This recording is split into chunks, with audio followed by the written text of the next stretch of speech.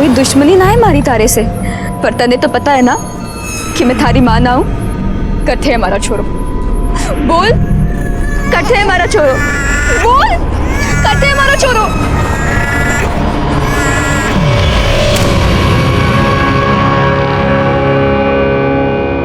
एक माँ के लिए उसकी सबसे प्यारी और कीमती चीज उसकी संतान होती है। अगर एक पल के लिए भी उसे अपने बच्चे से अलग कर दिया जाए तो उस पर दुखों का पहाड़ टूट पड़ता है। तो फिर क्यों एक माँ आखिर अपने बच्चे को अपनाने से इनकार कर रही थी? ये महज उसका शक था या फिर कोई षड्यंत्र? राजस्थान के झुंझुनू इलाके की एक कहानी एक ऐसे सामाजिक मुद्दे पर रोशनी डालती है जो पहले कभी नहीं सुनी गई। यकीनन ये कहानी आपको एक नई दिशा में सोचने पर मजबूर कर देगी कि अपनी और अपनों की खुशियों के लिए इंसान किस हद तक जा सकता है। मैं ना कहती थी भगवान के घर देर है अंधेर कोणी। भगवान ने तुम्हारी तपस्या ही सफल कर दी। देख छोरा, अब मैं तन्ने एक चोखो सो मुहूर्त बताऊंगी। मंदिर जाके माथा टेकना और मन्नत का जो धागो है बाके खोल देना। इतनी प्यारी शक्ल है थारे छोरे की, बिल्कुल थारे पे गया है। हाँ चाची, मारे पे ना गयो, आंखें देखो जरा, मारे पे गई है। अरे जीजा, मन्ने पे तो दिखाओ हमारा भांजा। संभाल के संभाल के। अल्ले ले ले ले, मैं तेरा मामा हूँ मामा। वो खेलेगा मामा के साथ।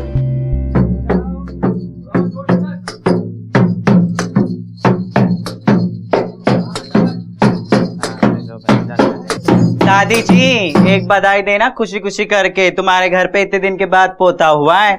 एक पूरा 5,000 एक लूंगी मैं, उससे कोई कम ना लूंगी। अरे वाह, अइया कइया दे दूंगी 5,000 निकाल के। मारे घर पोतो आयो है, थोड़ा नाचो गाओ ढोल बजाओ, थोड़ी रौनक तो जमाओ। नहीं मैं नाचती बजाओ।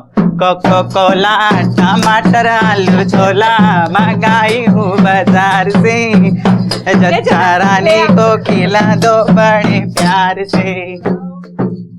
मालिक अच्छा रखे पले फुले राज करे। माँ माँ, रे आ गया बेटा, लाला छोरे को मन्ने दे दे। रे बिंदनी कौशल आ गया है, बढ़िया सी चाय तो ले आ। लाई मासा। और बेटा मंदिर में तो बहुत भीड़ रही होगी। अरे पूछ मत माँ। ओले ओले ओले। आज पूर्णिमा है ना, तिल रखने तक की जगह ना थी, पर दर्शन बहुत अच्छे से हो गए। चोखो हो। और जैसे तैसे मैंने मन्नत को धागो भी खोल दिया। अरे बहुत बढ़िया बात है बेटा। पर थक बहुत गयो। गर्मा गर्म चाय पी, थाकेड़ होता जासी, फिर आराम कर लेना। हाँ? ओले मिले लाचे बेटा। हाँ क्यों आयो, कटे घूम क्यों आयो? मासा चाय।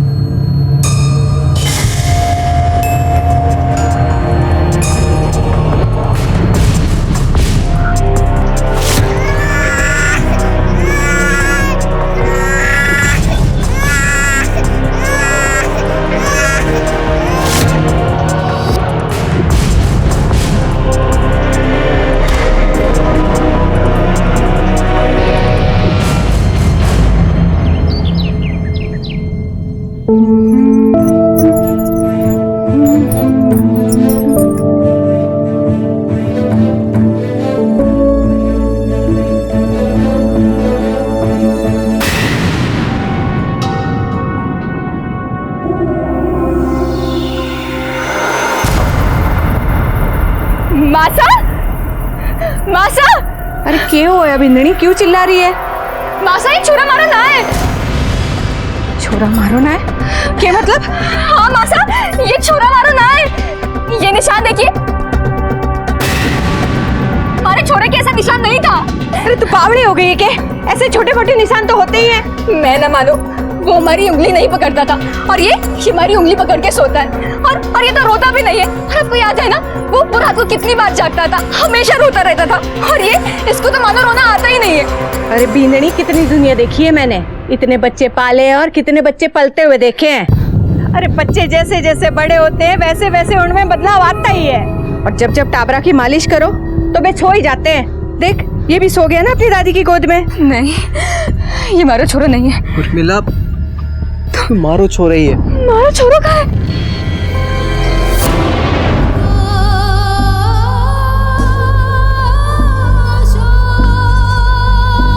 काकी, काकी, मेरी छोरी को देखा? क्या हो गया मिला? मिल नहीं रहा है वो, आपने देखा उसे? नहीं देखा।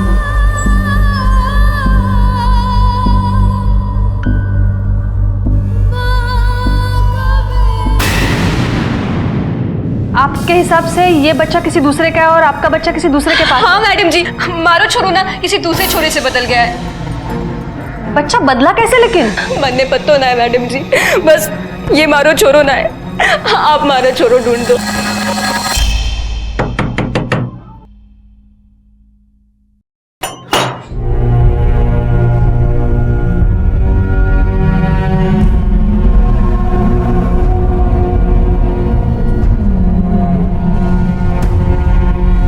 आपको भी लगता है आपका बच्चा बदल गया है? नहीं मैडम, मैडम आप तो समझ सकती हैं, बच्चा जन्ने के बाद औरतों का दिमाग थोड़ा ऊपर नीचे हो जाता है। मैं अपनी बींदड़ी की तरफ से आपसे माफी चाहता हूँ, खामखा आपको परेशान कर रही है। मैडम जी, 7 साल बाद तो खुशियों ने दस्तक दिए हमारे घर पे। हमारे रहते किसी में इतनी हिम्मत ना है कि हमारे पोते का बाल भी बाका कर सके। मैडम जी, आप खुद देखिए, इस छोरे के बदन पे जो निशान है वो हमारे छोरे के बदन पे ना था। अरे बावड़ी हो गई है के? आज तक तो किसी को नहीं दिखे है निशान, बस तन्ने ही दिखा। मासा, हमारी बात तो सुनो। अरे थारी क्या बात सुनूं भिन्नेनी? आप शांत रहेंगे जरा? दीदी, के फालतू के रट लगा के बैठी है तू? लाख मन्नतों के बाद ये छोरा हुआ है आपको, और जब ऊपर वाले ने तेरी मन्नत पूरी कर दी तो इस बच्चे को अपनाने से मना कर रही है तू, हैं? ऐसे कैसे किसी दूसरे के छोरे को अपना छोरा कह दूं अबे? अच्छा, जब अपना बच्चा ना है तो दूध क्यों पिलाती है? वो इसलिए क्योंकि माँ हूं मैं और इसे रोता हुआ नहीं देख सकती। मारा ना सही, किसी का तो छोरा होगा ना ये। यकीन मान अबे, 9 महीने जिसे दिन रात अपनी कोख में सींचा है मैंने, उसे पहचानने में गलती ना करूंगी। देखिए, अगर आप लोग श्योर हैं कि वो बच्चा आपका नहीं है तो दूध का दूध, पानी का पानी करने का एक ही तरीका है और वो है डीएनए टेस्ट। मने मंजूर है। रिपोर्ट तो लिखवा दी ना, तो चिंता ना कर, सब ठीक हो जाएगा। मासा, ये बिंदनी,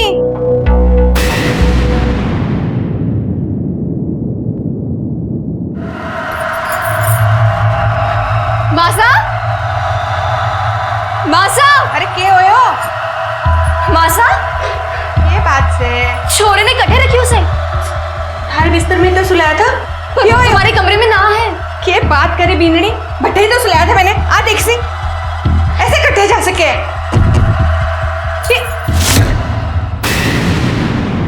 मैंने उसे अठे सुलाया था। ये देख उसकी दूध की बोतल। मैं ऐसे कैसे जा सकती? क्या हुआ जीजी? क्या हुआ? क्या हुआ? कमरे में ना है। कमरे में ना है? अरे फिर कहाँ जाएगा? घर में ही होगा ना? मुन्ना, मुन्ना, अरे घर से कहाँ जाएगा? मैंने अंदर ही सुलाया था। अरे अंदर सुला तो कहाँ चला जाएगा? वही कहो, ऐसे कटे जा सके? अरे बात के पूरे घर को सर पे क्यों उठा रखा है? बेटा, छोरो मिल नहीं रहा। हमने सारे घर में ढूंढ लिया पर वो कटे को नहीं।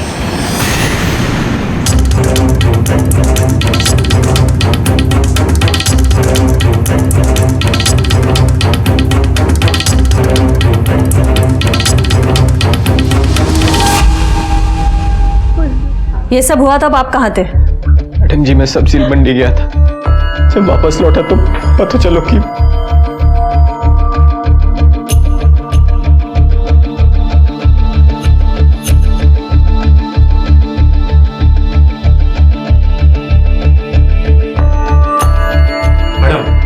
जानकी जी ने बच्चे को कौशल के बेड पर सुलाया था, लेकिन इनके किचन में पीछे की तरफ एक दरवाजा है। उस दरवाजे को देख के लगता है कि चोर बच्चे को दरवाजे से लेके भागा है।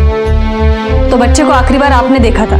हाँ मैडम जी, मैंने छोरे को कौशल के बिस्तर में सुलाया था और भी पूजा करने गई थी। मैडम जी, मुझे बहुत डर लग रहा है। पहले किसी ने हमारा छोरा बदल दिया, जो छोरा हमारे पास था वो भी किसी ने चुरा लिया। बस कर उर्मिला, किसी ने हमारा बच्चा ना बदला है। जो बच्चा चोर लेके भागा है वो बच्चा अपना मुन्ना ही है। आप लोगों को शक है किसी पे? कोई भी हो सके है मैडम, और मैंने अच्छे से याद है उस दिन अस्पताल में। देर आयो दुरुस्त आयो, इतने दिनों बाद घर में पोतो पैदा हुए हैं।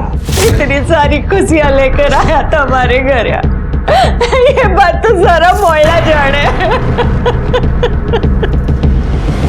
अगर उर्मिला का विश्वास सच्चा था तो फिर उसका बच्चा कहां था? उसे इस दूसरे बच्चे से किसने बदल दिया था? और जिस बच्चे की चोरी अब हुई थी, आखिर वो बच्चा किसका था और उसे किसने और क्यों चुराया था? सच की ढाल पर सवालों के अनगिनत तीर चल रहे थे, लेकिन सच का पलटवार अब भी बाकी था। कौशल के परिवार को तो हम 15 सालों से जानते हैं। हमारे भी 2 बच्चे हैं, हम किसी के बच्चे का क्यों बुरा करेंगे? अगर बच्चे को फिरौती के लिए किडनैप किया है तो कॉलर फोन जरूर करेगा। तो जैसे ही कोई फोन आए तुम्हारे पास, तुरंत हमें बताना। ठीक है साहब। ठीक है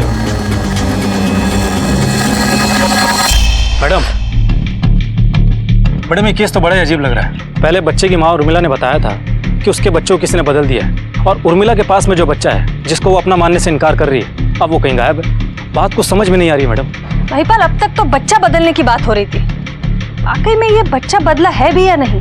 और अगर बदला है तो वो बच्चा है कहाँ?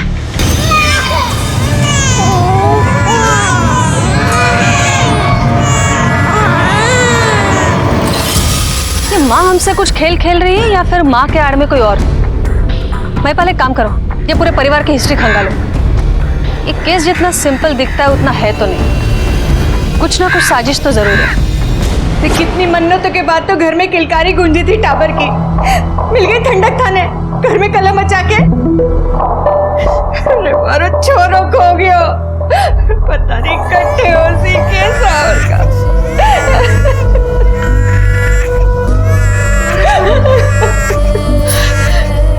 हमारा छोरा, हमारा छोरा, हमारा छोरा कटेगा, हमारा छोरा।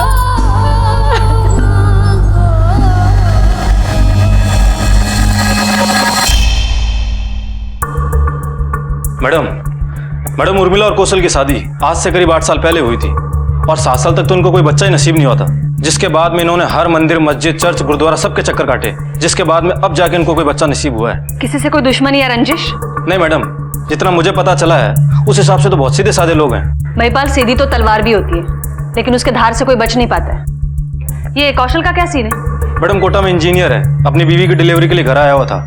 मैंने इसके बैकग्राउंड से लेकर और बैंक अकाउंट तक सब अच्छे से चेक किया है। इसने पिछले 10 दिनों में अपने अकाउंट से कुल 62,000 रुपये निकाले हैं।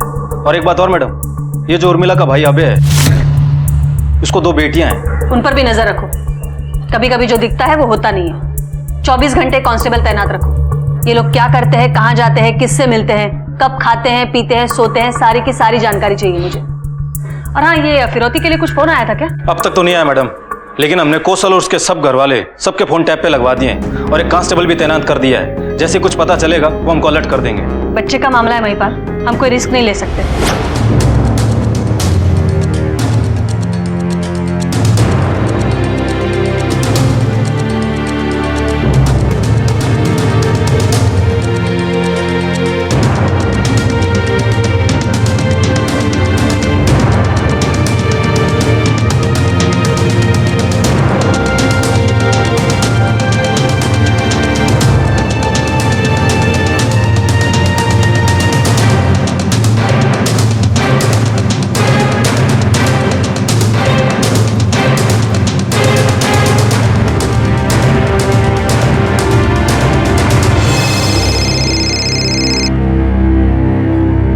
हेलो, हाँ मैडम, कौशल घर से ढोलची लेके निकला है और घर के पास वाले मंदिर में आया है। तुम नजर रखो उस पर, हम लोग पहुंच रहे हैं। ओके। आगे से लेफ्ट लो।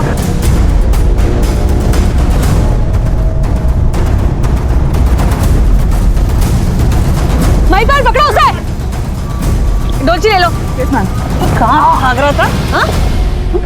डोलची में क्या है देखो। Yes madam. मैडम, इसमें तो बच्चा है।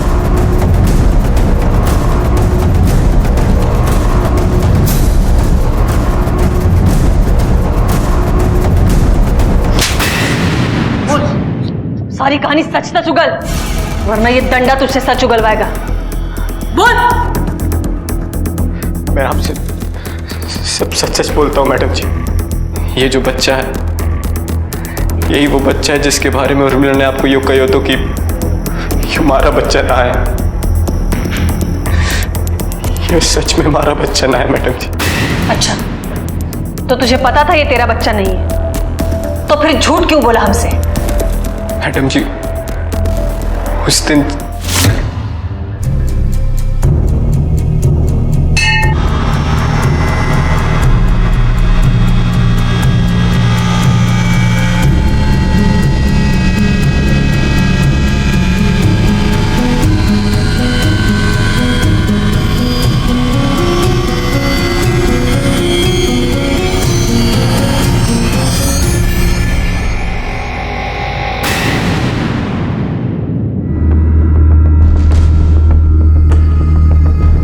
भाई साहब, मारो छोड़ो, आटे रखियो तो देखियो के। नहीं भाई साहब, तो उस बच्चा को नहीं। अरे भाई साहब, आटे रखियो तो। भाई साहब, मारो छोड़ो, आटे रखियो तो देखियो के।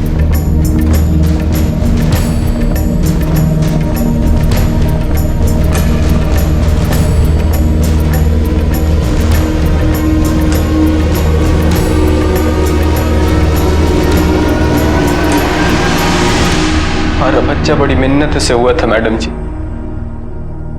वरने कुछ समझ को नहीं आ रहा था कि मैं क्या करूं। भाई साहब, कुछ हुआ हो गया क्या? भाई साहब, मारे छोड़ो, अट्ठे रखियो तो पता नहीं कहाँ के देखियो के। अरे भाई साहब, बच्चे तो भगवान का दिया हुआ तोहफा होता है, शायद वापस ले लिया हो, पर मैं थारे वास्ते कुछ कर सकूं ये बता, तू मने के देगा? ऐसे बच्चे की खातिर में सब कुछ करने को तैयार। बोलो। सुन, थारो छोरो तो पता नहीं कटे गयो, अब तू बोले तो मैं तने किसी और का बच्चा ला कर दे सकूं। तू रुपया ले आ, मैं बच्चा ले आता हूँ। 2 घंटे के बाद यही मिलना। मैं पीसा लेकर गयो और अनिल ने मुझे एक बच्चों दे दियो। भाई साहब,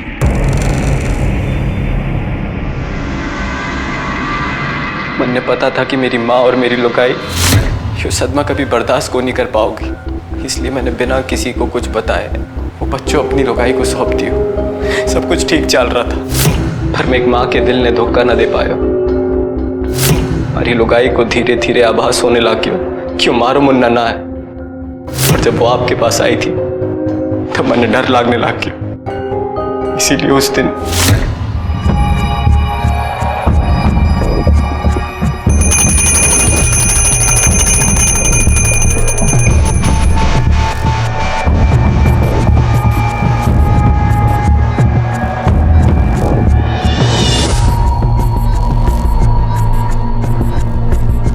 मैंने जो कुछ भी किया उर्मिला की खुशी के लिए किया।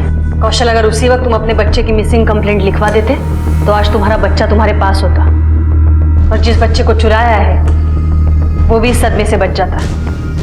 बच्चों के अवैध सौदे के लिए तुम भी अब कानून का सामना करोगे।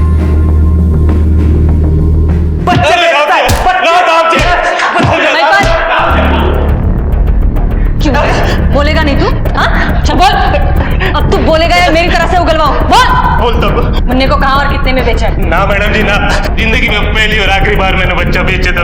ये तो अच्छा इत्तेफाक है, एक आदमी का बच्चा खोता है और दूसरा आदमी उसे दूसरा बच्चा मुहैया कराता है। कहाँ से चुराया था बच्चे को? मन्ने ना पता बेटा, बोल। मन्ने ना पता। मन्ने तो वो छोरो कटिया गांव से चुरायो तो।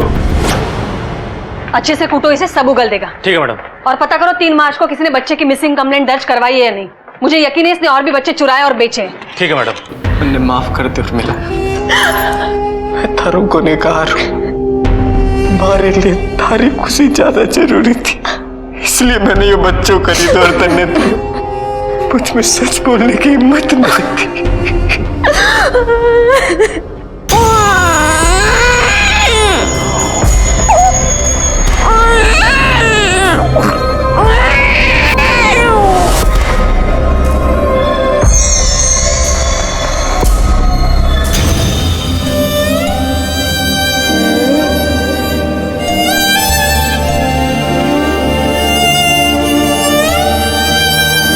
चलो अच्छा है, कम से कम किसी माँ को अपना बच्चा तो मिला। मैडम, इस अनिल की तो हमने जमकर कुटाई की है, पर अभी भी कुछ बोलने को तैयार नहीं है। इस केस से जुड़े हर शख्स की मोबाइल लोकेशन निकालो, पता करो मुन्ना जब गायब हुआ था तब ये लोग कहाँ थे। हो सकता है हम जिसे ढूंढ रहे हैं वो इन्हीं में से एक हो। यहाँ हमें मिसिंग कड़ी मिली और वहां गुनहगार के हाथ हथकड़ी लगी।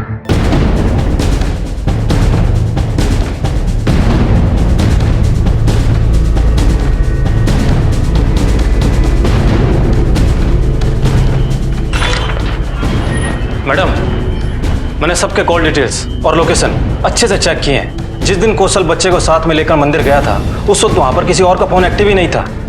मैडम, मुझे तो ऐसा लगता है कि या तो ये क्राइम करने वाला बड़ा ही शातिर है या फिर कौशल ये सब खुद कर रहा है। महिपाल, एक बात समझ में नहीं आ रही है, ये कौशल ये सब क्यों करेगा? वो तो 7 साल से इंतजार कर रहा था बाप बनने का। अभी हेलो, क्या?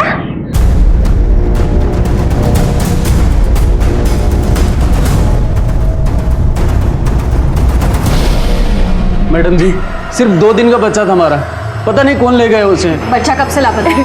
मैडम जी, ये लोग घर पे फ्रेश होने गए थे तो अब मैं भी दोपहर की दवा खा के सो गई, लेकिन शाम को जब आँख खुली हमारा चोरा हमारे पास ना था।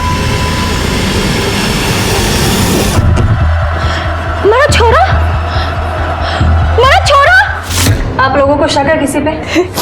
हाँ मैडम जी, दोपहर में हमारी जेठानी आई थी, लेकिन जब मैं सो के उठी तो वो नहीं थी और ना ही हमारा चोरा था। मैंने पूरा भरोसा मैडम जी, हमारी जेठानी ने हमारे चोरे को उठाया क्योंकि वो चाहती थी कि हमारे चोरे को कुछ हो जाए। वो पहले भी एक बार कोशिश कर चुकी है। सो रही? अरे जीजी आप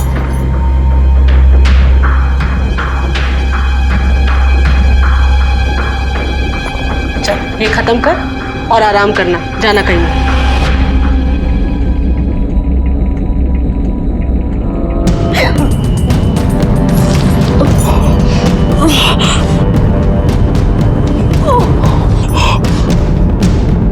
ये कौन सी दवाई खा ली आपने, और वो भी ऐसी हालत में? आप जानती हैं कि अगर आपको वॉमिटिंग नहीं होती तो आपकी प्रेगनेंसी टर्मिनेट भी हो सकती थी। जेठानी तो पहले से हमारे चोरी के पीछे पड़ी हुई थी मैडम जी, क्योंकि उसको चोरी जो हुई थी हमारे को पहली बार में चोरा हो गया था, और वो भी इतना भाग्यशाली। भाग्यशाली? हमारा चोरा पग पायला है। हमारा पोता भी पग पायला था मैडम जी। ये सब हुआ था तब आप कहाँ थे? मैडम जी, हमारी तो कपड़ा की दुकान है, मैं तो बैठे तो, लेकिन अस्पताल में भाभी या मामा से कोई ना कोई तो रहते हो संध्या के पास में। ठीक है।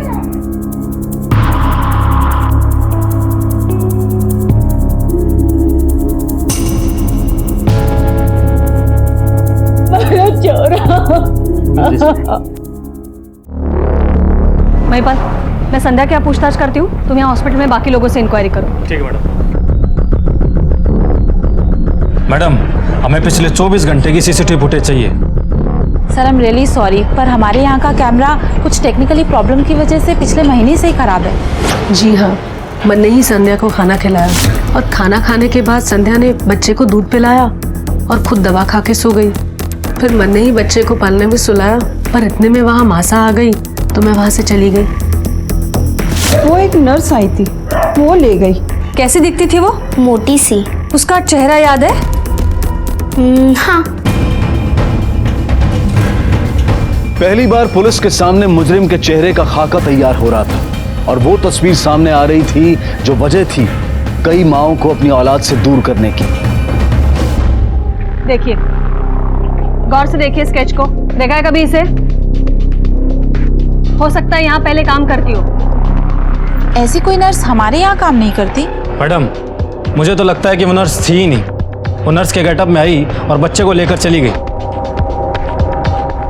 ठीक है, आप लोग जा सकते हैं। महिपाल। हाँ मैडम। ये पूरे स्टाफ का बायोडाटा निकालो।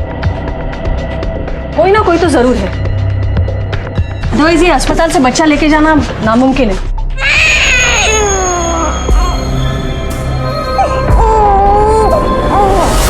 हो ना हो ये संध्या के बच्चे का पगपायला होना ही उसके अगवा होने का कारण है। क्योंकि बच्चे को अगर अगवा करना ही था तो कमरे में और भी 3 औरतें थी संध्या से पहले, उनके पास भी बच्चा था। महिपाल एक काम करो। हाँ मैडम। उर्मिला के फैमिली को बुलाओ जरा। क्या आप इसको पहचानती हैं?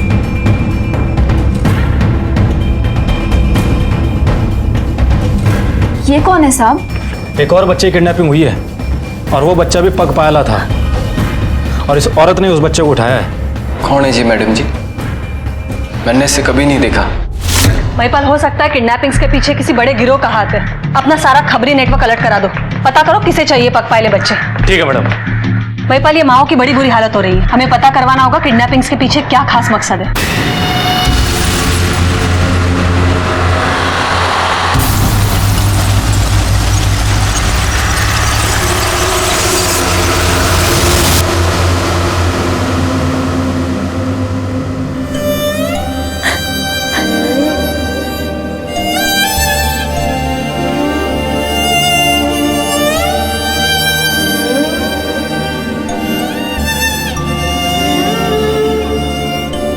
नीलमणि, खाना खा ले बेटा। भगवान के आगे किसकी चाले बेटा। मासा, जब भगवान को हमारा छोरा छीनना ही था तो उसने मन में ये छोरा दिया ही क्यों? मैं बाज होने का ताना सह रही थी, मगर अपने छोरे से ये दूरी कैसे सहूं?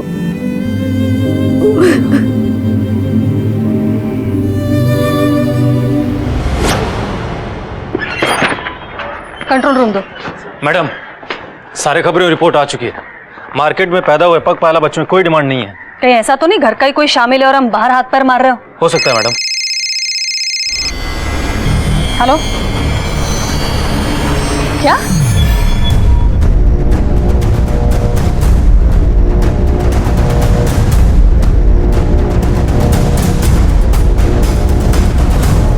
हटिए। चलिए हटिए, पीछे हटिए।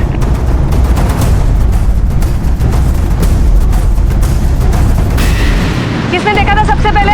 मैंने देखा था। मैं इधर से जा रहा था तो देखा ये क्या है लाल कपड़े में, फिर देखा ये तो बच्चे जैसा लगा। मैडम, बच्चे के बदन पर सिंदूर और हल्दी का निशान है। बॉडी पोस्टमार्टम के लिए भेज। जी मैडम।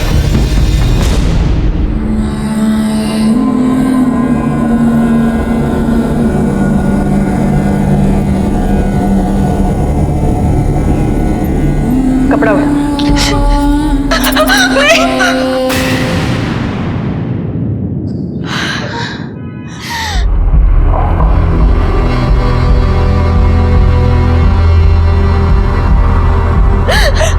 मैडम जी, ये हमारा छोरो ना है।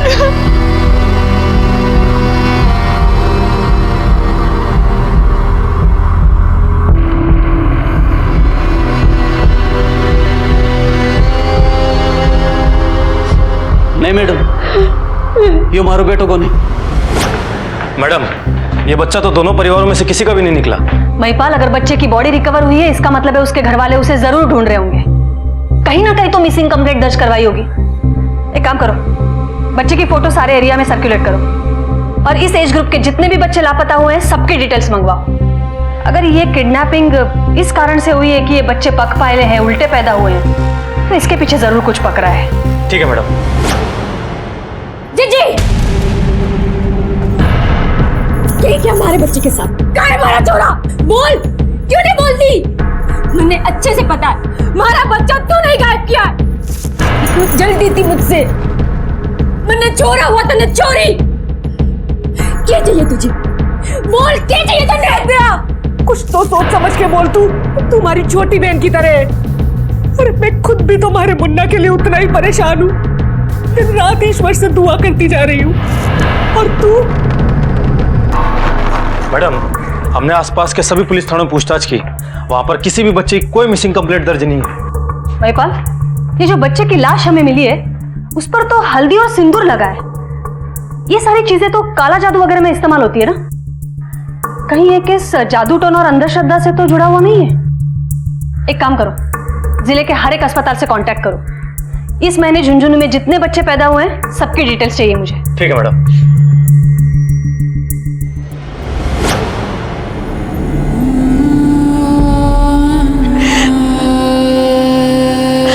मासा, कहीं हमारा छोरा भी तो ऐसे ना हो ना। भगवान इतना पत्थर दिल में ना हो सके। तो चिंता मना करे बेटा, सब ठीक हो से, सब ठीक हो से। मैडम, इस महीने झुंझुनू में कुल मिलाकर 22 बच्चे पैदा हुए हैं, जिनमें से 2 की इन्फॉर्मेशन हमारे पास में है। इसका मतलब है हमें जो बच्चे की बॉडी मिली है उसके माँ बाप इन्हीं 20 में से एक है। महिपाल, हमें ये बच्चे की लाश मिली है, पता करो इसके माँ बाप कौन है और आखिर क्यों उन्होंने अपने बच्चे की मिसिंग कंप्लेंट नहीं दर्ज करवाई। ठीक है मैडम। अस्पतालों से मिली जानकारी को लेकर पुलिस ने हर घर पर दस्तक दी और उस घर तक भी पहुंच गई जिस घर का ये बच्चा था। मैडम, मैं स्कूल में टीचर थी। मेरा इस दुनिया में कोई नहीं है। मेरी मुलाकात अजय से हुई। हम दोनों अच्छे दोस्त थे और ये दोस्ती कब प्यार में बदल गई कुछ पता ही नहीं चला। अजय, तुम रुक नहीं सकते? इधर आओ, बैठो। अरे जब मैं शहर जाऊंगा तभी तो मैं तुम्हें बुला पाऊंगा, है ना? चलो स्माइल करो। अरे मेरी तरफ देखो बाबा। हाँ। उसके जाने के बाद मुझे पता चला कि मैं प्रेग्नेंट हूँ। मैंने उसे ये बात बताई और वो बोला पहले घर खरीदेगा, उसके बाद मुझे लेके जाएगा। ये बात सुन के मैंने अबॉर्शन का दिमाग से भी निकाल दिया। पहले कॉल्स आने कम हुए, फिर धीरे धीरे बंद ही हो गए। उस बीच मेरा पेट दिखने लगा, मुझे स्कूल छोड़ना पड़ा। फिर हमारे पड़ोस में एक उमा आंटी रहती हैं। उन्होंने मुझसे बोला कि वो मेरे बच्चे को किसी बड़े घर में गोद दे देंगी जहाँ उसकी देखभाल बहुत अच्छे से होगी। उमा आंटी का जो बेटा है सोनू, वो जिस अस्पताल में वार्ड बॉय है, उन्होंने मेरी डिलीवरी वहीं कराई थी। ये उमा कहाँ रहती है? इस केस में अब तक 2 बच्चों के लापता होने की खबर से लेकर एक बच्चे की मौत भी देखी जा चुकी थी। आखिर इस सारे केसेस में पगपायला कनेक्शन क्या था? इस खेल के पीछे का खलनायक कौन था और कौन था जिसने एक बच्चे की बेरहमी से हत्या की थी? अब भी 2 बच्चे लापता थे और न जाने कितने खतरे के साए में थे। क्या पुलिस इन सभी बच्चों को सही सलामत घर लाने में सफल हो पाएगी? पुलिस तार से तार जोड़ते हुए इस केस में आगे बढ़ रही थी कि तभी उनके सामने आया एक चौंका देने वाला सच।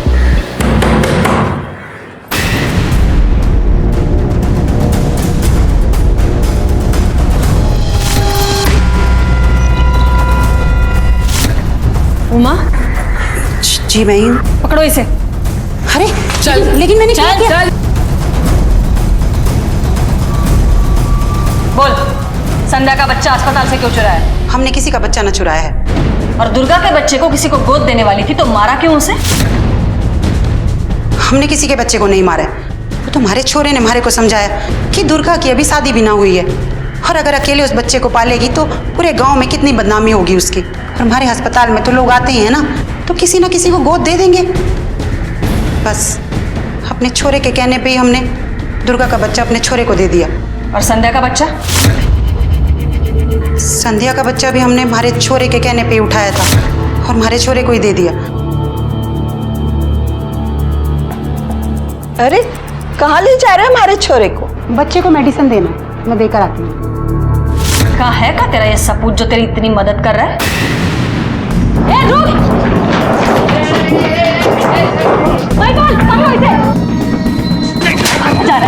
बच्चे का बच्चे का वार्ड बॉय है ना तू? मरीजों को आज तक दर्द से चिल्लाते हुए देखा तूने, अभी तुझे दर्द महसूस कराती हूँ। बोल। सच सच बताऊंगा मैडम। मैंने एक दिन एक फोन आयो। हेलो, एक झटके में पैसे कमाना है? कौन? गलत सवाल। सही सवाल यो था, कितने मिल जावेंगे? मतलब? इतने मिल जावेंगे जितना तूने सालों में ना कमाया। करना क्या होगा? एक छोटो सा ऑपरेशन पग पाएगा। मैडम जी, मैंने सोचो कि एक ट्राई लेने में के जाओगे। सोचा करके देख ले। वो सच बोल रहे हो कि झूठ, बस यही जानने के लिए मैंने उसे एक खबर दे दी। एक बच्चों है जो पग पहला पैदा होया है। मैं एड्रेस तो दे सकूं, मगर पैसा जितना चाहो मिल जाएगा। बाप को नाम है कौशल कुमार। मैंने सोचा कि जब खबर देने को इतना रुपया मिल रहा तो बच्चों दूंगा तो कितने रुपए मिलेंगे। नंबर बोल आदमी का। उसका नंबर है 4445456666। नाम बोल। मैडम जी, उसने कभी अपना नाम तो नहीं बताया। मैडम, ये नंबर तो बंद आ रहा है जो इसने बताया। सही नंबर बता। सच सच सच सच। चेहरा देखा उस आदमी का? हाँ, देखा। महिपाल, स्केच आर्टिस्ट बुलाओ और जिस नंबर से फोन करता था उसे ट्रेस करो। ठीक है मैडम।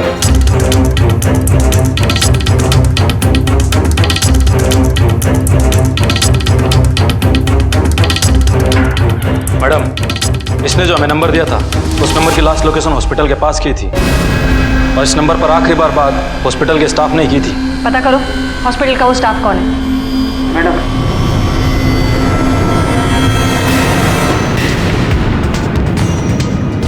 महिपाल, ये स्केच हर जगह सर्कुलेट करो, देखो आखिर कौन हो सकता है इसके पीछे। मैडम, उसने मुझे पगपाला बच्चा देने को कहा था और इस काम के बदले अच्छा खासा पैसा देने को भी बोला था। काम? तो हॉस्पिटल में क्या बेरोजगारी भत्ता लेने जाती है तू? सॉरी मैडम, मैं लालच में आ गई थी। उसे कॉल क्यों किया था? और कितने बच्चे चुराए? नहीं मैडम, संध्या का बच्चा पहले मैं उठाने वाली थी, लेकिन जुगाड़ नहीं जम पाई और बच्चा गायब हो गया। और उस दिन जब आपने हॉस्पिटल में वो स्केच दिखाया तो मैं समझ गई कि सोनू ने ही अपनी माँ की मदद से ये काम किया है। और फिर अस्पताल में दुर्गा का बच्चा हुआ। मैडम, मुझे शक तो पहले से था कि वो बच्चा पगपाला नहीं है, इसलिए रिकॉर्ड चेक किया और उस आदमी को फ़ोन कर दिया। जब आपको ऐसे ही बच्चा चाहिए था तो मुझे क्यों नहीं कहा?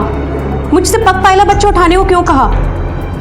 और जो सोनू ने आपको बच्चा दिया है ना, वो पगपाला नहीं है। मैडम, मैं सोनू को सबक सिखाना चाहती थी और कंफर्म करने के लिए रिपोर्ट की कॉपी मैंने उसे मैसेज कर दी। तेरी वफादारी की वजह से बच्चे की जान चली गई। नाम बोलो उस आदमी का। नाम तो नहीं पता मैडम जी, उस आदमी को हम सर के नाम से ही बोलते थे। मैडम, आसपास के 3 और थानों से रिपोर्ट आई है, 3 बच्चे और गायब हुए हैं। इसका मतलब है कोई बड़ा कांड होने की तैयारी में है।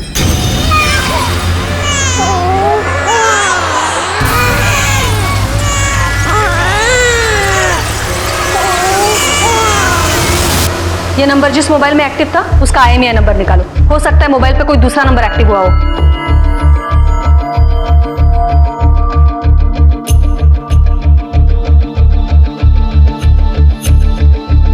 मैडम, आपका शक बिल्कुल सही था। उसने एक नया नंबर चालू किया है उसी नंबर पे। और ये देखिए, ये रही उसकी current location, Jhunjhunu bus depot. बहुत अच्छे, बस डिपो चलो।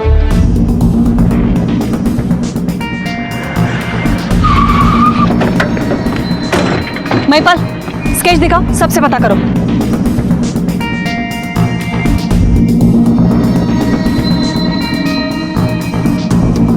काका, इस आदमी फोटो ध्यान से देखो। इसे देखा आपने? तो बस में शायद गया था इसमें। ये बस में?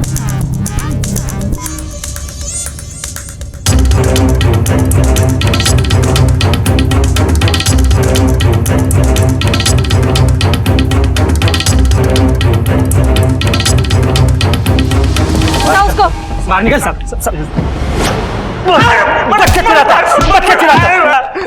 हमारी कोई गलती नहीं। सब हमारी बात। चल उठे, चल। बता रहा हूँ मैडम। अब सच सच बोल वरना। बता रहा हूँ मैडम, बता रहा हूँ। मैंने ही कौशल के बच्चे को मंदिर से छुड़ाया था। वो सोनू से इन्फॉर्मेशन मिलने के बाद मैंने कौशल पे नजर रखना शुरू कर दिया। और एक दिन मौका मिलते ही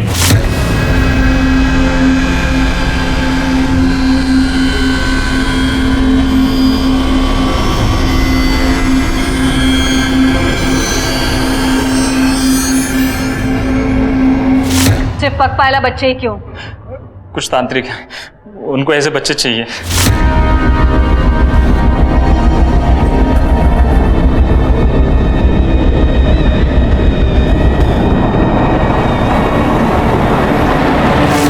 क्यों? मैंने ना पता, मेरा पता। सीधे सीधे बोलेगा? किस काम के लिए बच्चा दिया है? बोल, कहाँ दिया है बच्चा? एड्रेस पता है? जी।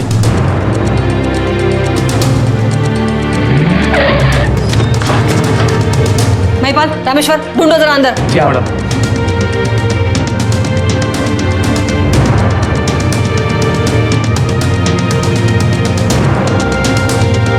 मैडम यहाँ तो कुछ भी नहीं है। मैडम यहाँ भी कुछ नहीं है। कहाँ है सब लोग? बोलो, जो भी याद है बोल दे। बच्चे और उनके परिवार वालों की जिंदगी का सवाल है।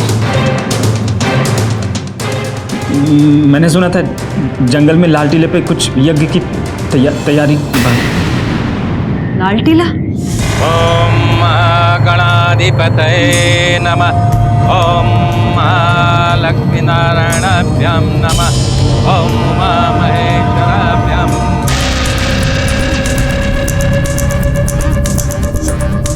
ओम सची पुरंदराभ्याम नमः।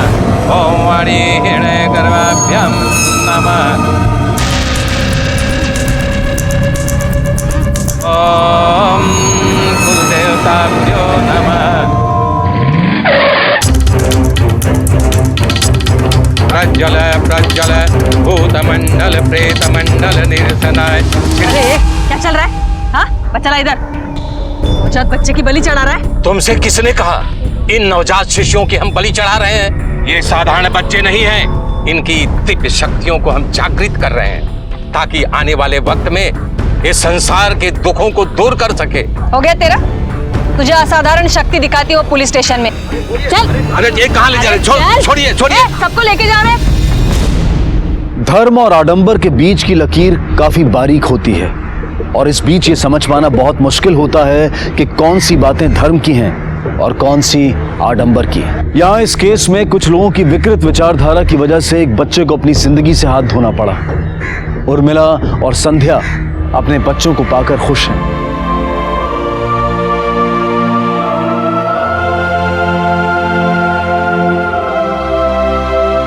आखिर कब तक हमारे समाज की सोच अंधविश्वास और आडंबर की बेड़ियों में जकड़ी रहेगी? आविष्कार से ज्यादा एक सकारात्मक और प्रगतिशील सोच हमारे समाज को बदल सकती है।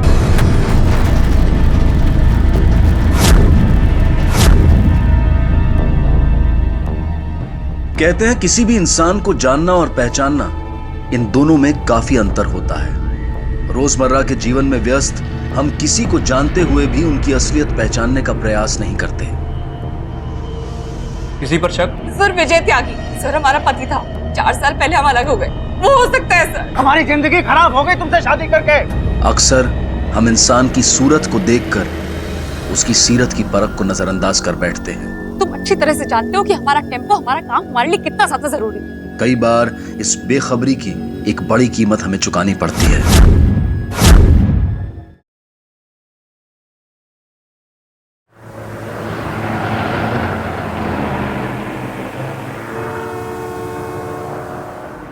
और फिर तितली ने राजकुमारी से पूछा, तुम्हारा नाम क्या है?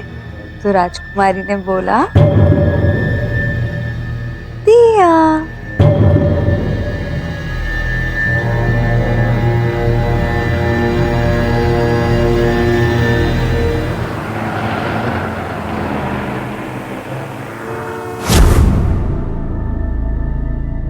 और कुछ चाहिए का? नहीं माँ, कितना खाएंगे वो? लड़के वाले हैं वो लोग। ओ माँ, बिना मतलब के कितना परेशान होते हो? इतना सब कुछ तो है और आप हलवा भी बना रहे हो। अब परेशान मत हो। अच्छा मैं आते हुए कोल्ड ड्रिंक ले आऊंगी। हाँ ठीक है। अरे दियो, हमें तो ना बहुत फिक्र हो रही है, सब कुछ कैसे होगा। अरे मेघा। हाँ माँ। पूरा दिन ये फोन पे रहती है, आकर मेरी मदद करा जा अंदर। अरे दीदी, रीमा दीदी, क्या हुआ छोटू? टेम्पो बाहर नहीं है, लगता है चोरी हो गया। टेम्पो नहीं है माँ। मेरा टेम्पो। दादा टेम्पो देखा क्या रीमा का? ए भैया रीमा का टेम्पो देखा का? ए दीदी टेम्पो देखा का रीमा का? भाभी आपने टेम्पो देखा का? यही था। मेरा टेम्पो कहाँ गया? भैया औरतों को ना बहुत सारी चीजें गुम करते देखा, वो छोटी छोटी। मैडम ने तो पूरा का पूरा टेम्पो ही गुम कर दिया। वाह कमाल करती हो भाई। बहुत हंसी आ रही है तुम्हें। जानते हो ना कितना मर मर के लिया था मैंने वो टेम्पो। सच बता रहे विजय, तुम नहीं मेरा क्या हमारे पति पर आरोप लगाओगी? हमारा पति कोई चोर नहीं है, अच्छी तरह से जानते हैं हम तुम्हारे पति को, ठीक है? पहले तो छोड़ दी और अब हम दोनों को साथ में देखकर जलती हैं महारानी। पता है क्या बता? छोड़ो रीमा, घर में शादी है, छोड़ो।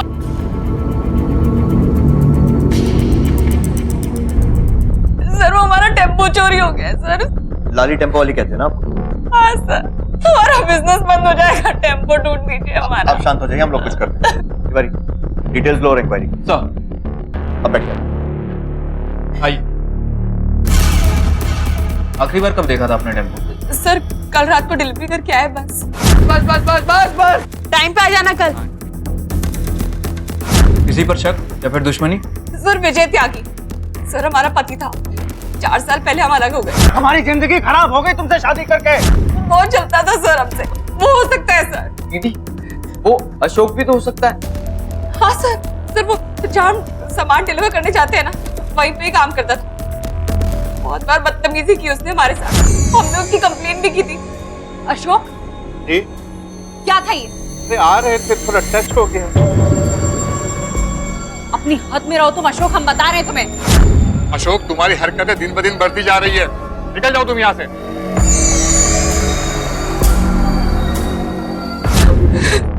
आपने कहा कि आपने कल रात को लास्ट टाइम टेम्पो देखा। हाँ सर, सुबह उठ के देखा तो टेम्पो गायब सर। अब फिक्र मत कीजिए, हम पूरी कोशिश करेंगे। रीमा को मालूम था कि आज हम यहाँ शगुन लेके आ रहे हैं? हाँ हाँ, उसे मालूम था कि आप लोग शगुन लेकर आ रहे हैं, पर क्या करे, सारा काम टेम्पो पे ही है ना। शादी तो अब तक हुई नहीं है और अभी से ही काम बीच में आ गया। मेरे होनहार बेटे के पीछे काफी सारी लड़कियां लाइन लगा के खड़ी है, पर वो है कि आपकी बेटी के साथ शादी करना चाहता है। वो एक बच्चे की माँ भी है, डाइवोर्सी होकर टेम्पो चलाती है। माँ, हमने कहा ना हमें इसके बारे में दोबारा बात नहीं करनी है। Sorry sorry.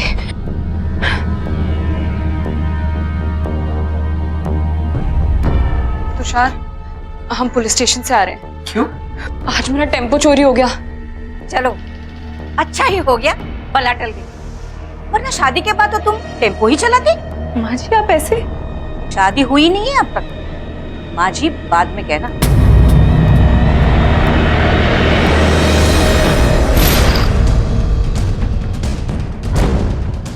सर टायर के निशान।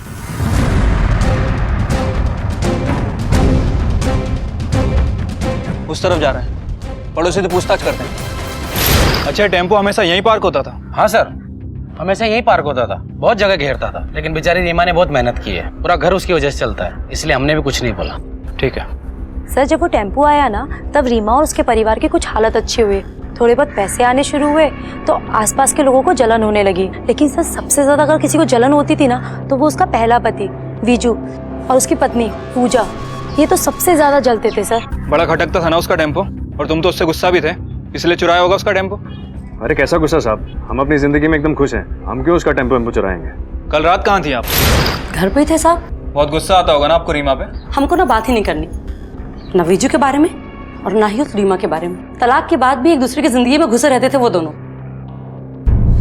आपकी सेवा में अगर कोई कमी हो गई हो तो माफ कीजिएगा। सिर्फ इतना ध्यान रहे, शादी के दिन आपकी बेटी ठीक समय पर मंडप में पहुंच जाए, वरना उस दिन भी वो आ जाएगी रीमा टाइम पे, ऐसे भी वो कभी लेट नहीं होती। आप लोग चलिए, हम आते हैं थोड़ी देर।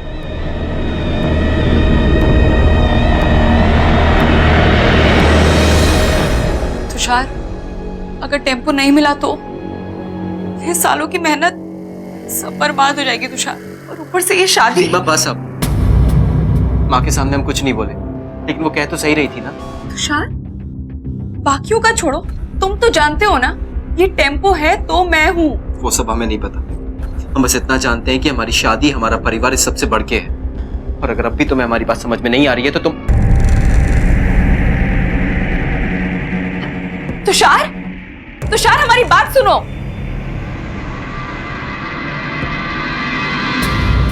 मर्दों के बीच में काम करेगी और शायद इतना ऐंठ में रहेगी। कहीं भी काम करे तुझे इससे क्या? तुझे तो छेड़ने का लाइसेंस किसने दिया? देख अशोक, अगर मुझे पता चला कि टेम्पो के गायब होने में तेरा कनेक्शन है तो तेरी ऐसी धुलाई करूंगा ना, दोबारा कभी किसी लड़की को आंख उठा के नहीं देखेगा। हम कहे ना सर, हमको कुछ नहीं मालूम है उस ट्रक के बारे, टेम्पो के बारे में सर। ठीक है, चलो।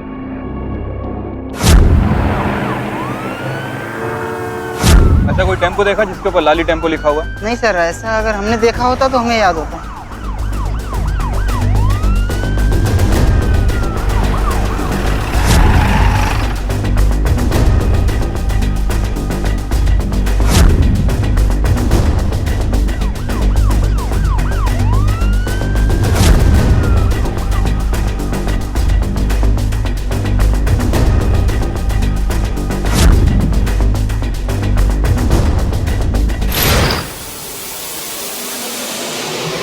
सर, क्या ये?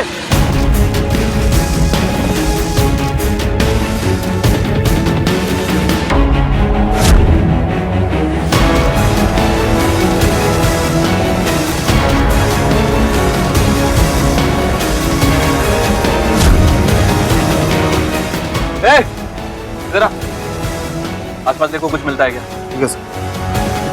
कहाँ से चोरी किया ये? नहीं सर, हम चोरी काहे करेंगे? क्या ये? क्या ये? बोल कहाँ से चोरी किया?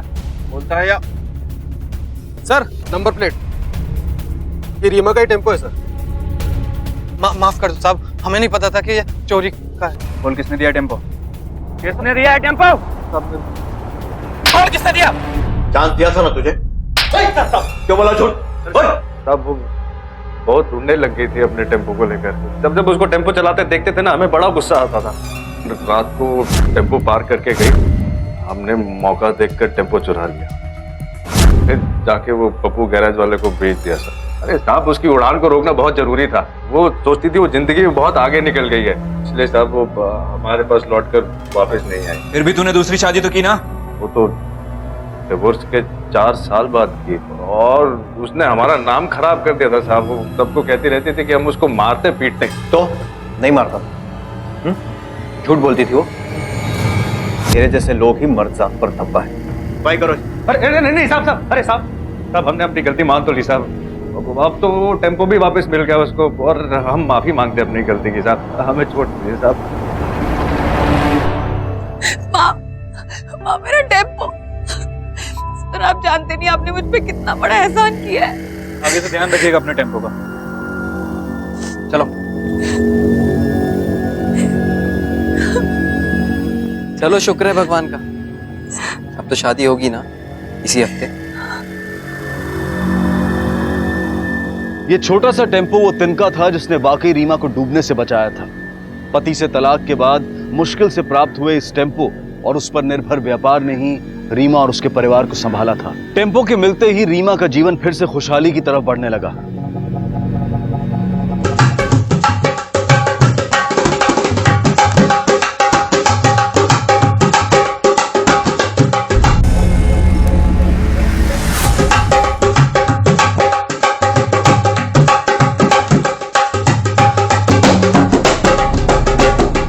नाचे तुम लोग, नाचे। देखा, रीमा अब तक नहीं आई, उसका फोन भी बंद आ रहा है। माँ, छोटू गया है ना, आ जाएंगे, टेंशन मत लो, एंजॉय करो, चलो। हाँ, तुम जाओ।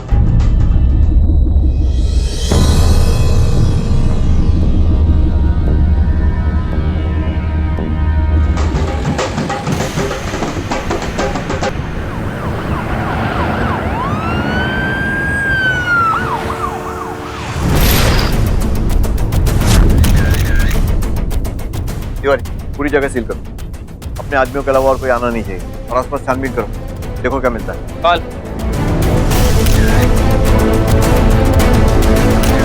अंदर है तो लाली टेम्पो वाली है। रीमा, सर वो हमारा टेम्पो चोरी हो गया है सर। बॉडी पर बहुत सारे वार किए गए तिवारी, और देखकर लग रहा है कि 1-2 बार नहीं बल्कि 30-35 बार वार किया गया। गर्दन पर भी कुछ निशान है। ये देखिए सर, खून का निशान। तिवारी, नाखून के पीछे सूखा खून, सैंपल लो, और जिसने हमें फोन किया उससे बात करो, देखो क्या बता। एक मेहनती माँ, एक निस्वार्थ बेटी और एक जुझारू महिला जिसने कई मुश्किलें ला एक पुरुष प्रधान क्षेत्र में संघर्ष किया और अकेले अपने परिवार के विकास की बागडोर संभाली। कई अड़चनों के बाद अब उसके प्रयास रंग लाने वाले थे। दोबारा उसकी शादी होने वाली थी, लेकिन इससे पहले कि उसकी मेहंदी का रंग गहरा होता, उसे खून से रंग दिया गया। रीमा की इस खौफनाक हत्या ने पुलिस के सामने एक चुनौती खड़ी की। क्या इस हत्या के पीछे कोई निजी दुश्मनी थी या फिर कोई व्यवसायिक घृणा? क्या रीमा की सफलता ही उसकी हत्या का कारण बनी? छोटू, आप क्या हुआ छोटू? एक बुरी खबर है।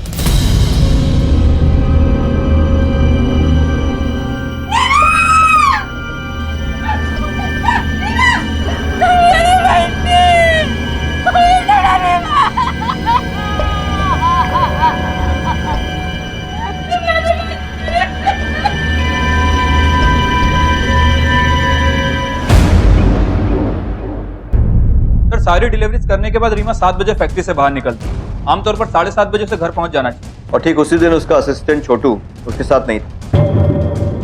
और सर हत्या का टाइम भी 7 बजे से 8:30 बजे के बीच का है। वो रीमा का पहला पति विजय, जिसने उसका टेम्पो चुराया था। लेकिन सर अशोक भी तो हो सकता है। अशोक की नौकरी गई थी रीमा की वजह से, और वो काफी गुस्सा भी था रीमा पर। उसके बारे में तो पोस्टमार्टम रिपोर्ट के आने पर ही पता चलेगा। विजय और अशोक के कॉल रिकॉर्ड्स मंगवाओ, पता करो वो उस वक्त कहाँ था।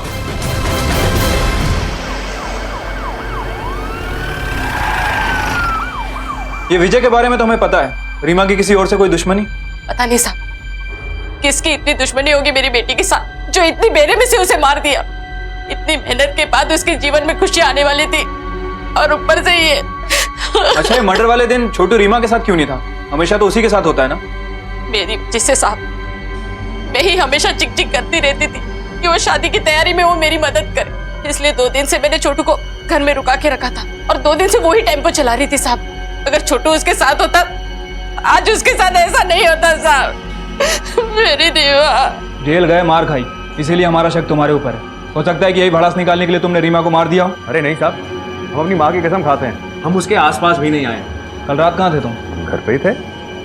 तो तुम काहे कुछ नहीं बोल रही? हाँ हाँ साहब, ये घर पर ही थे। पुलिस से सच छुपाना अपराध है, जानती है ना? जानते हैं साहब, हम आपसे झूठ नहीं बोल रहे और ना ही कुछ छुपा रहे हैं। ये घर पर ही थे। और साहब, आप हमेशा आके हमें क्यों पकड़ते हैं? उसके और भी तो दुश्मन थे। वो उसके फैक्ट्री में, जिस घर में उसकी शादी होने वाली, उस घर में उसके खुद के घर वाले। अरे साहब, आप उन सब लोगों से जाके पूछताछ करिए ना। चलो। हमें दीदी के साथ होना चाहिए था। अगर हम दीदी के साथ होते तो बेकार में ये शादी के कार्ड के चक्कर में। दीदी बहुत अच्छी थी। किसी पर शक है तुम्हें? हाँ साहब, वो अशोक पे, हमें उसी पर शक है साहब। जब दीदी ने नौकरी से उसे निकलवाया था ना, तब से वो दीदी पे बहुत गुस्सा है। सर, पिछली बार भी आप हम पर आरोप लगाए थे, क्या हुआ? वो विजय चोर निकल गया ना सर। सर, काहे आप हमको बार बार डिस्टर्ब कर रहे हैं? शुक्र कर कि अभी तुझे डिस्टर्ब कर रहा हूँ। अगर मैंने अपने तरीके से पूछताछ की ना, तो सारी की सारी अंग्रेजी फटाफट बाहर निकलेगी। अब बोल, कल रात कहाँ था तू? घर के आसपास सर। घर के आसपास कहाँ? घर में सर। ठीक है, जब तक गांव से निकलने को ना कहा जाए, बाहर मत निकलना, और बुलाने पे थाने आना, समझा? परिवार तो सर पूरा मिलकर रहता था। हाँ, कभी कभी मेघा की वजह से कुछ कहासुनी होती थी। वो सर मेघा रीमा की छोटी बहन है, हर बार कुछ ना कुछ गड़बड़ करते थे। हमेशा अपने उस बॉयफ्रेंड के साथ घूमती रहती थी। बॉयफ्रेंड? कौन बॉयफ्रेंड? सर, वो पास वाले मोहल्ले में रहता है।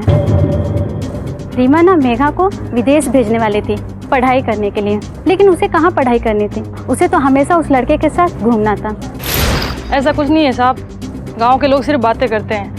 मुझे तो लगता है विजू ने मरवाया होगा रीमा को, नहीं तो उसकी बीवी ने। सर जी, आप बिलीव नहीं करोगे, डिस्पैच डिपार्टमेंट में वो पैकिंग और सीलिंग का काम करती थी, और वो भी वहाँ असिस्टेंट थी, लेकिन उसका मेहनत और दिमाग। सर, छोटे सामान की डिलीवरी का प्रॉब्लम हो रहा है ना, तो सर हमने एक आइडिया सोचा है। हम एक टेम्पो लेने वाले हैं, छोटा, तो आसपास का जो भी सामान है उसकी डिलीवरी हम ही कर दिया करेंगे। हमें भी फायदा होगा, आपका सामान भी तुरंत पहुंच जाएगा, और गोदाम भरा हुआ भी नहीं रहेगा। क्या कहते हैं सर? लेकिन मुझे बताओ कि तुम टेम्पो कैसे खरीदोगी? कुछ गहने हैं हमारे पास, वो बेच रहे हैं। बाकी सर हम लोन ले लेंगे। और देखिए ना, पेपर्स भी तैयार हो गए हैं, हमारा लोन पास हो गया है सर।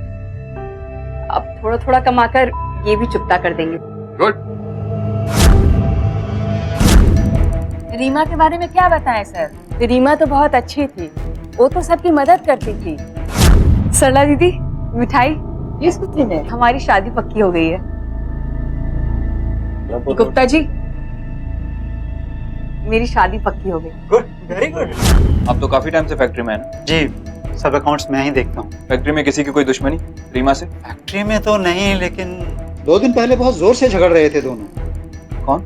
सीमा और उसका मंगेतर तुषार। मैं उस दिन गोडाउन बंद करके जा रहा था, तभी। 2 दिन रह गए मैं शादी को, सिर्फ 2 दिन। शादी वाले दिन भी टेम्पो चलाती रहोगी क्या? तुषार, हम मर मर के यहाँ पे पहुंचे और तुम अच्छी तरह से जानते हो कि हमारा टेम्पो, हमारा काम हमारे लिए कितना ज्यादा जरूरी है। और आज तक तो तुम्हें हमारी यही बात बहुत अच्छी लगती थी। अब क्या हो गया? तब की बात और थी रीमा, तब हमारी शादी नहीं होने वाली थी। वैसे भी माँ को तुम्हारा टेम्पो चलाना पसंद नहीं है। इस शादी के लिए माँ बाबूजी को कैसे मनाए ना हमें मालूम है। तो ये टेम्पो चलाते चलाते तुम क्या अपने आप को झांसी की रानी समझने लगी हो? मैं कैसा लगता है? शर्म वरम नहीं आती तुमको? शर्म? हाँ, नहीं आती हमेशा। और तुम्हें बहुत शर्म आती है ना हम पर। तो ठीक, हमें नहीं करनी है शादी। मजाक चल रहेगा यहाँ पे। चलाते चलाते जबान भी बहुत चलाने लगी। समझ में आ जाएगा। रीमा, सामान की काउंटिंग हो गई है? जी सर। चलते हैं। तो जी आप भी आएगा शादी में? हाँ हाँ। हमने उस दिन बेकार में ही रीमा से पता नहीं क्या क्या बोल दिया था। हमें क्या पता था कि उस दिन के बाद उससे कभी बात ही नहीं। मतलब झगड़ा हुआ था रीमा के साथ, उसके बाद कहाँ थे उस रात तुम? अब हम पे शक कर रहे हैं सर। हम रीमा को मार सकते हैं क्या? साहब, ये तो रीमा से बहुत प्यार करता था, ये कैसे कर सकता है सब? तो फिर बोलते क्यों नहीं? कहाँ थे उस रात तुम? घर आया था ये? घर ही आया होगा साहब, और कहाँ जाएगा? मतलब आपको भी ठीक से नहीं पता? कहाँ थे उस रात तुम?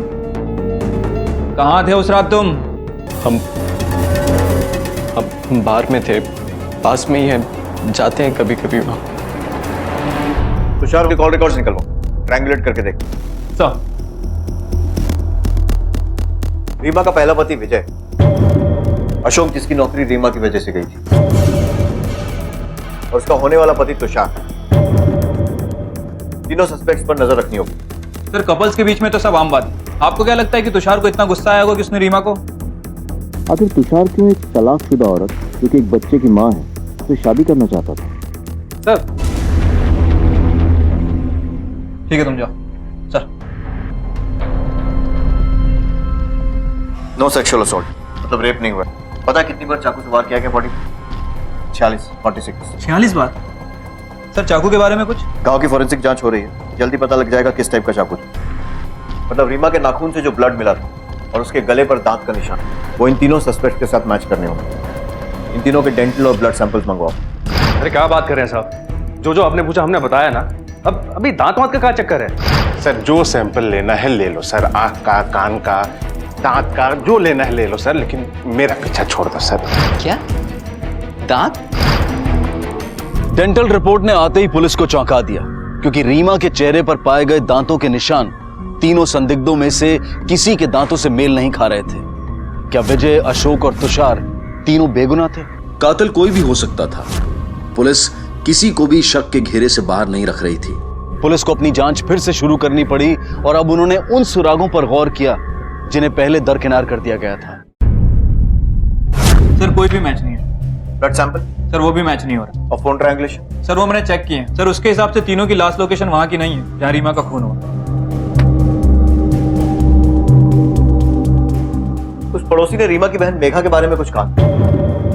हाँ सर, मेघा को लेके घर में काफी झगड़े हो रहे हैं। हाँ, कभी कभी मेघा की वजह से कुछ कासूनी होती थी। हर बार कुछ ना कुछ गड़बड़ करते थे। हमेशा अपने उस बॉयफ्रेंड के साथ घूमती रहती थी। पता करो कौन है। लेकिन सर, एक और चीज हो सकती है। ये रीमा की सास भी रिश्ते से खुश नहीं थी, हो सकता है ये भी कनेक्टेड हो। और विजय की दूसरी बीवी? हमको ना बात ही नहीं करनी, ना विजू के बारे में और ना ही उस रीमा के बारे में। तलाक के बाद भी एक दूसरे की जिंदगी में घुसे रहते थे वो दोनों। सर ये भी हो सकती, बातों से ऐसा लग रहा है कि बहुत कुछ छुपा रही।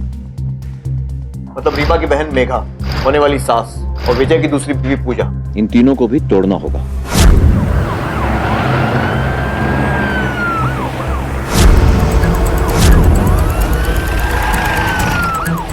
क्या प्रॉब्लम थी रीमा के साथ? क्या हमें? तुम्हारी और रीमा के बीच कुछ प्रॉब्लम थी ना? नहीं नहीं सर, दीदी और मेरे बीच तो सब ठीक चल रहा था। साहब, रीमा इसे विदेश भेजना चाहती थी, लेकिन ये बात मुझे भी थोड़ी अजीब लगी। वीजा अपॉइंटमेंट की सारी तैयारी कर ली है ना? अरे मीगू, वीजा का काम हो गया? हाँ। कहाँ विदेश साहब, लड़कियों को शादी के बाद घर संभालना चाहिए, ये काम वाम करना शोभा नहीं देता साहब। लेकिन रीमा तो। हाँ साहब, रीमा की बात अलग थी, उस वक्त हमारे हालात नहीं थे, पर उसके बाद तो सब ठीक हो चुका था। मुझे भी उसका अब टेम्पो चलाना नहीं पसंद था। तुम्हारा बॉयफ्रेंड क्या नाम है उसका? अमन। माँ कसम सर, मैंने कुछ नहीं किया, हम शादी करना चाहते हैं। और रीमा के रहते मेघा दूर चली जाती, फिर तो ये शादी वादी ये सब तो हो ही नहीं पाता, इसीलिए मार दिया ना रीमा को? नहीं सर, ऐसा कुछ नहीं है सर, मुझे जेल थोड़ी ना जाना है। गुस्सा तो आया था लेकिन क्या? लेकिन कुछ नहीं सर, रीमा दीदी तो मेघा की बड़ी बहन है, आज तक उन्होंने ही सब कुछ संभाला है, सारे फैसले उन्हीं के होते हैं, तो हम क्या कर सकते हैं? ठीक है, जरूरत पड़ेगी तो फिर बुलाएंगे, चलो। सर मेघा और उसका बॉयफ्रेंड अमर, ये दोनों ही हमसे कुछ ना कुछ छुपा रहे हैं। नजर रखो दोनों पर। सर ऑलरेडी एक कांस्टेबल सिविल में तैनात है उनके ऊपर। गुड, एक काम करो, दोनों के कॉल रिकॉर्ड मंगाओ, साथ में रीमा की होने वाली सास के। तो ये रहे सभी के कॉल रिकॉर्ड्स। सर एक नई बात सामने आई। क्या? ये देखिए। लेकर आओ, अभी कर। क्यों पूजा, तुम रीमा के इतने करीब थी, हमें तो पता ही नहीं। क्या मतलब है साहब? साहब हमारा तो उसकी शक्ल देखते ही दिन खराब हो जाता था, हम उसके करीब नहीं थे। करीब मतलब वो वाला करीब नहीं, करीब मतलब एकदम पास, मतलब उसी जगह पर जहां वो मरी। नहीं नहीं साहब, ये कैसे बात कर रहे हैं आप? वही बात कर रहे हैं जो इसमें लिखा है, ये तुम्हारे फोन ट्रायंगुलेशन रिकॉर्ड। इसके हिसाब से आप उस रात वहीं थी जहां रीमा का खून हुआ। बोलिए थी या नहीं? थी या नहीं? एक मिनट साहब, एक मिनट साहब, हम मार्केट से घर जा रहे थे और रास्ते में हमने रीमा का टेम्पो खड़ा देखा, हमको और गुस्सा आ गया। वैसे भी साहब हम बहुत दिनों से उससे बात करना चाह ही रहे थे, उसको 2 तमाचा लगाए और कहे कि हमारे पति से दूर रहे। लेकिन साहब। लेकिन क्या? लेकिन साहब जब हम टेम्पो के पीछे पहुंचे तो छोड़ेंगे नहीं।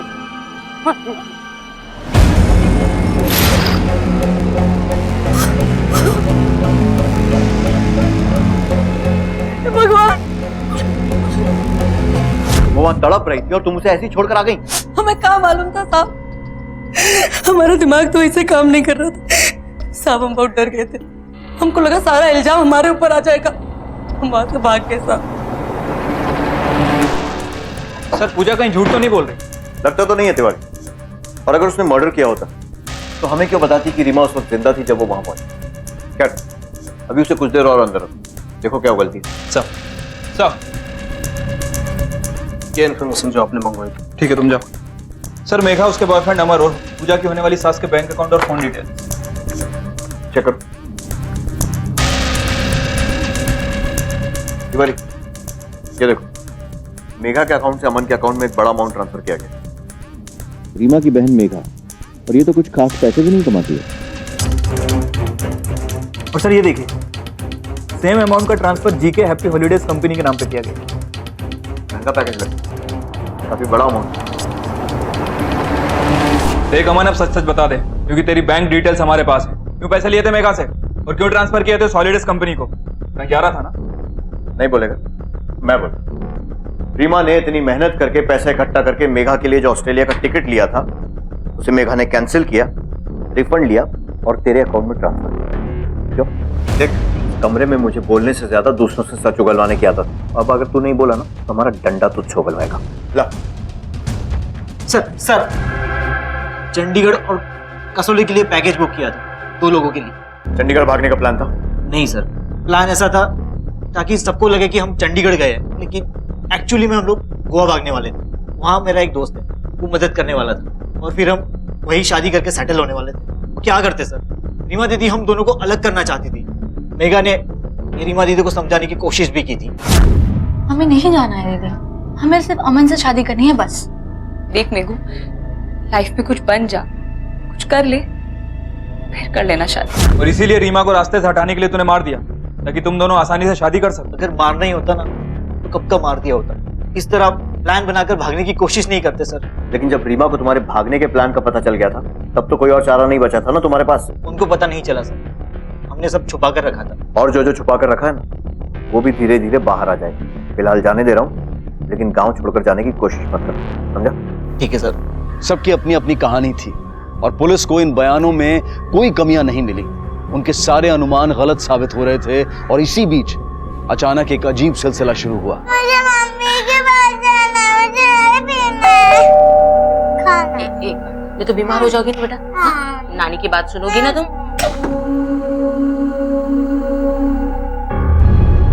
माँ, क्या हुआ? फिर से हुई।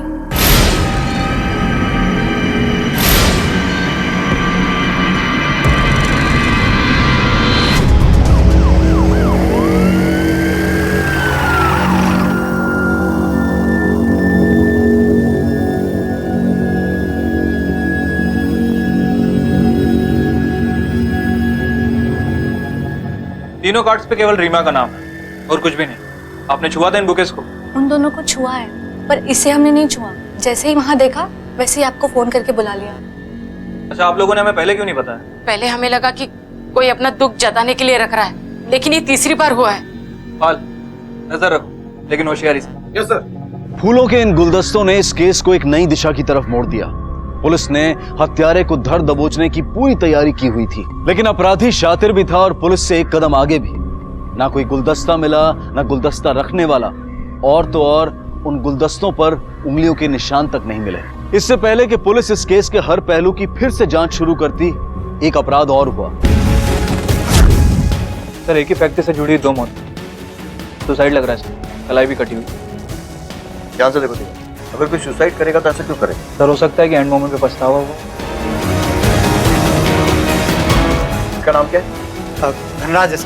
बॉडी को पोस्टमार्टम के लिए भेजो। ये मामला अब एक पेचीदा मोड़ ले चुका था। लेकिन सर, अगर मर्डर होता तो हाथापाई भी हुई होती, लेकिन पोस्टमार्टम रिपोर्ट में ऐसा कुछ भी नहीं। उसी पोस्टमार्टम रिपोर्ट में धनराज की बॉडी में अल्कोहल पाया गया, मतलब वो शराब के नशे में था। हो सकता है हाथापाई की नौबत ही ना आई। सर, थोड़े समय के लिए मान लेते हैं कि धनराज ने ही रीमा को मारा, फिर उसे पछतावा हुआ, उसने उसके यहाँ फूल भी भेजे थे, पछतावा बढ़ता गया और फिर एंड में सुसाइड। तो उल्टी कहानी। हो सकता है कि धनराज को पता था या शायद पता चल गया हो कि रीमा को किसने मारा। उसने मर्डरर को ब्लैकमेल करने की कोशिश की, मर्डरर ने उसे भी मार दिया और फिर ये सुसाइड का नाटक रचा। धनराज ने अपनी जान बचाने के लिए अपने हाथ से ही खून रोकने की कोशिश भी की। लेकिन सर, आई नो तुम्हें लग रहा होगा कि लास्ट मिनट पर मन बदलने के कारण उसने ऐसा किया, लेकिन हो सकता है वो वाकई में जीना चाह रहा था। हो सकता है किसी ने उसकी कलाई काटी हो और अपनी जान बचाने के लिए उसने हाथ से खून रोकने की कोशिश की हो। मामला बहुत कॉम्प्लिकेटेड है सर। धनराज का बैकग्राउंड चेक करो, पता करो कुछ ऐसा मिलता है क्या जिसके कारण उसने सुसाइड किया। ये भी पता करो कि कहीं उसकी किसी से कोई दुश्मनी तो नहीं। मुझे लग रहा है कि ये दोनों वारदातें कनेक्टेड, इसलिए फैक्ट्री के सारे वर्कर्स की डिटेल्स निकाल ली, कुछ तो जरूर मिलेगा। Right sir.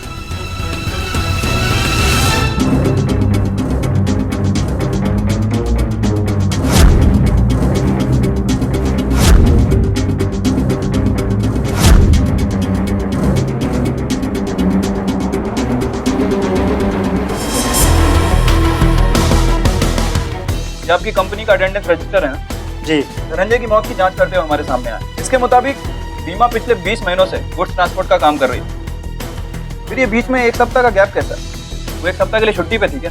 मिसेस शर्मा ने उनका कॉन्ट्रैक्ट कैंसिल कर दिया, जो 1 हफ्ते के बाद शर्मा साहब ने वापस उनको दे दी, तो इसलिए ये गैप है। कॉन्ट्रैक्ट कैंसिल क्यों किया था? पता नहीं, लेकिन उस दिन केबिन में बहुत बड़ा झगड़ा हुआ था।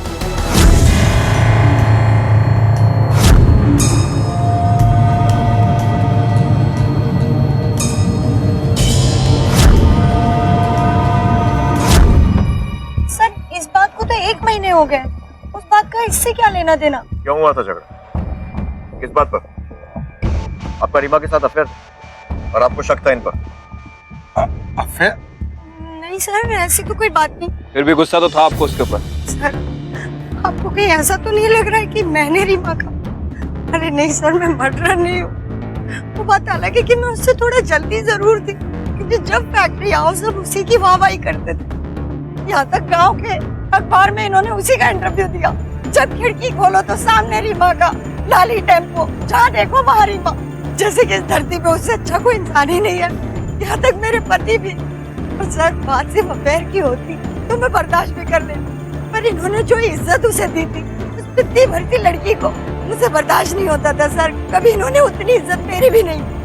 इसी वजह से मैंने उसे नौकरी से निकाल दिया, मगर एक हफ्ते बाद ये उसे फिर से ले आए। बस यही बात थी सर, और कोई नहीं। मैंने उसे नहीं मारा सर, मैंने नहीं मारा उसे। ये मिसेस शर्मा के फोन रिकॉर्ड, ना तो वो रीमा के टच में थी और ना ही ऐसे किसी के जिसने रीमा को मारा हो। फिर भी नजर रखो। हेलो, ओके ओके, ठीक है, आप भेज दीजिए, थैंक यू। सर फॉरेंसिक से मिस्टर राव का फोन था, उन्होंने उस हथियार का प्रोफाइल तैयार कर लिया है जिससे रीमा को मारा गया था, भेज रहे हैं। लेट्स होप कि इससे कुछ हिंट मिले। सर तो एग्जैक्टली उसी टाइप का चाकू जिससे धनराज की कलाई काटी गई। आई मीन वो नहीं, लेकिन उसी टाइप का। और ये जो पीछे की तरफ पॉइंट, ऐसे चाकू अक्सर बॉक्स वगैरह काटने में यूज होते हैं। सर इसका मतलब तो यह है कि मर्डर फैक्ट्री में से भी कोई एक हो सकता है, क्योंकि फैक्ट्री में ऑलमोस्ट सभी के पास ऐसा चाकू है। Exactly sir. फैक्ट्री में कितने लोग काम करते हैं? सर कुछ 40 के आसपास आदमी और 20-22 औरतें।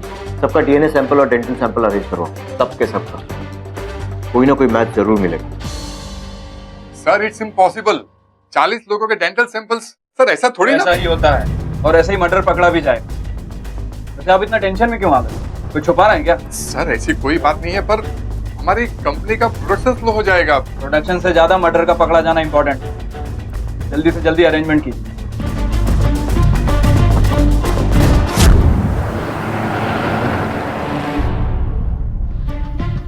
सर डीएनए एनालिसिस और डेंटल एनालिसिस रिपोर्ट आ गई है। 20 औरतों और 35 आदमियों के सैंपल्स लिए थे, लेकिन कोई मैच नहीं।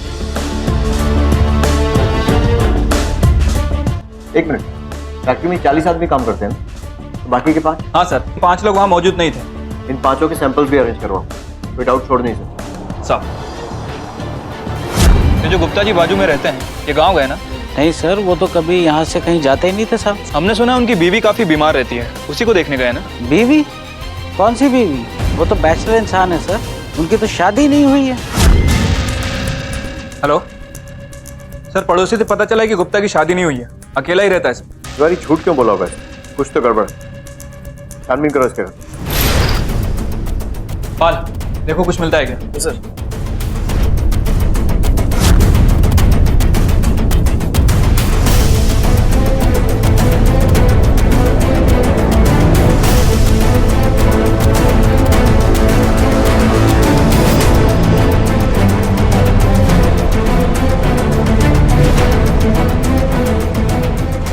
हेलो सर, ये गुप्ता तो पागल लगता है सर, वो घर पे नहीं है।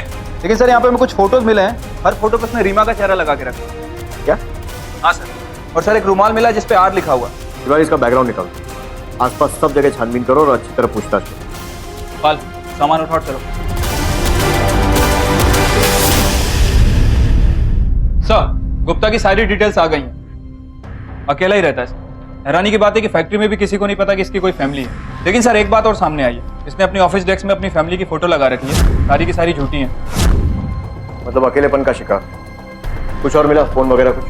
फोन नहीं मिला, मैंने उसकी ट्रायंगुलेशन रिक्वेस्ट भेज दी है, जल्दी उसकी लोकेशन ट्रेस हो जाएगी। ओके ठीक है सर, गुप्ता की लोकेशन ट्रेस हो गई है, लखनऊ के किसी गेस्ट हाउस में छुपा हुआ है। मेरा एक खबरी उसके ऊपर तैनात है। तिवारी, इससे पहले कि वो फिर से निकल जाए, हमें उस तक पहुंचना होगा जल्द से जल्द।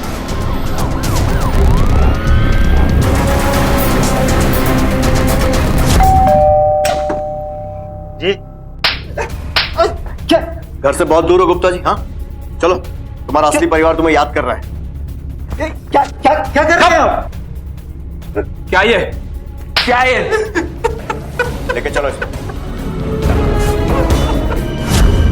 मैं कहाँ उसे मारना चाहता था, क्योंकि उस रात तो इतनी उदास थी, तुषार से झगड़ा करने के बाद रो रही थी बेचारी।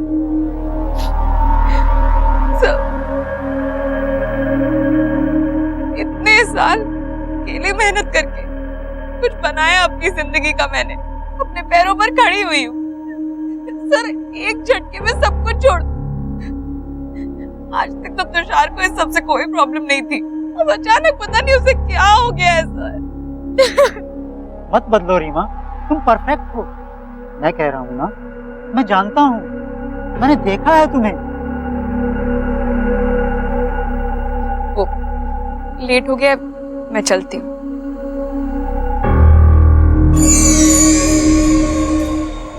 कैंसिल कर दो, शादी कैंसिल कर दो रीमा, और मेरे साथ चलो। मैं तुम्हें बदलने के लिए कभी फोर्स नहीं करूंगा, मैं बहुत खुश रखूंगा तुम्हें। दिमाग खराब हो गया क्या आपका? मेरे बाप की उम्र क्या है आप? देखो एक चांस दे दो, सिर्फ एक चांस। छोड़ो मुझे, घर में बीमार बीवी है, 17 साल की बेटी है, शर्म आनी चाहिए आपको। कोई नहीं रीमा, सब झूठ है, तुम हो, सिर्फ तुम हो।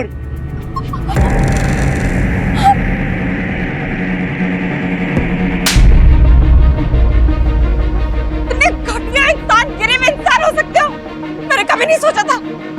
तू है तुझ पे, तू। तुमने मुझे घटिया कहा, फिर मैंने उसकी लाश को उसी के टेम्पो में डालकर फैक्ट्री से दूर छोड़ दिया। और फिर धनराज ने तुझे ब्लैकमेल करना शुरू कर दिया और तूने उससे भी मार दिया। मेरे पास और कोई चारा ही नहीं था, मेरे पास पैसा नहीं है, और मैं कोई खूनी नहीं हूँ। मैं उसे मारना नहीं चाहता था, पर पता नहीं ये सब कैसे। बंद करो ये रोना धोना और सुनो मेरी बात, हमको पैसे चाहिए। 1 हफ्ते का टाइम दे रहे हैं तुमको, अगर पैसे नहीं मिले समझ लेना। पैसे दे भी देता तो वो शराब में उड़ाकर फिर और मांगने आ जाता। उसे तो रास्ते से हटाना ही था, लेकिन होशियारी के साथ रात फैक्ट्री में ही सोता था, दिन भर काम करता था और रात को शराब पी के सो जाता था। ये बात मैं जानता था, इसीलिए